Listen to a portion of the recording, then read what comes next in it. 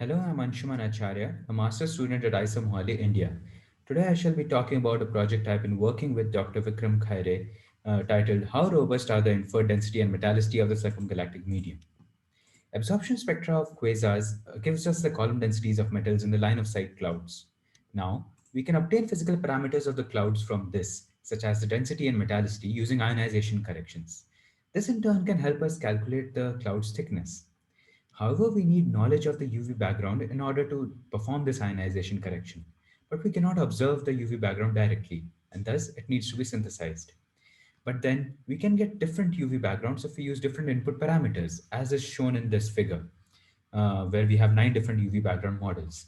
For example, Khairi and Shiana in 2019 varied one parameter, that is the quasar emissivity given by the spectral energy distribution, to get 7 different models. We also used Bukwe et al. 2019, which is an updated version of Hart and Murdow 2012, and Fusha-Jigger 2020, which is an updated version of Fusha-Jigger 2009. Despite the large variation that we see in all these models, they're all physically viable, as seen as in this figure where we have plotted them against the observed photoionization rates.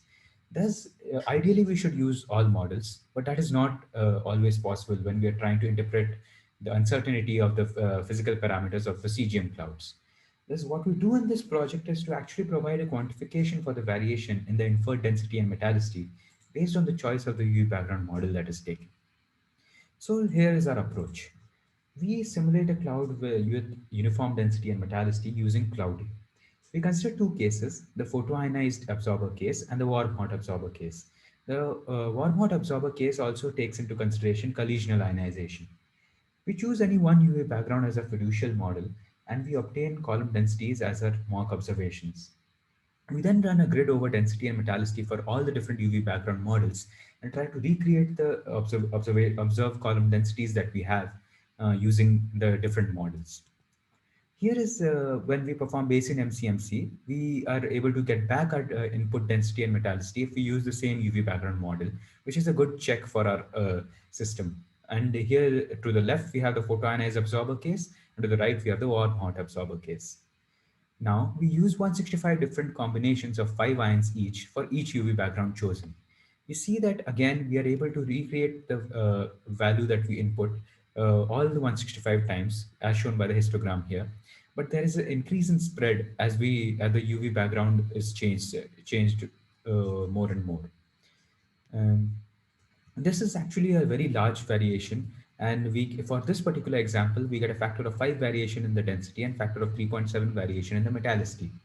In this example, we had a particular value of metallicity and density, but we have also done it for 9 different combinations of metallicity and density to be able to get an idea about the variation with change in metallicity and density. If from observations, if we infer the metallicity to be solar metallicity and a density of -5, then the systematic uncertainty of the choice of UV background model would be plus minus 0.37 for the density and plus minus 0.28 for the metallicity. So this was the case for the photoionized absorber. For the warm hot absorber, we do a similar process, but we find something interesting. The metallicity is well constrained, as we can see here with a very low spread in the x-axis, but we get a bimodality in the density histograms. This bimodality, when we explored, is found to be arising when we do not use neon 8. When we use only neon, the ions which have neon 8 in them, we can remove the bimodality, and we also see that the spread from the true value reduces. This is also shown in our overall results for the 9 different combinations of metallicity and density, where without neon 8, we see a larger variation for the hydrogen density. So to conclude, we note large variations in metallicity and hydrogen density on using different UVB models, and thus suggest caution in interpreting physical parameters of CGM clouds.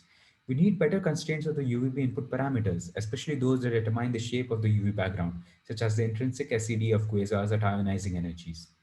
When the paper will be on archive, which will be done shortly, we shall also update it on the description of this video. Comments and questions are welcome.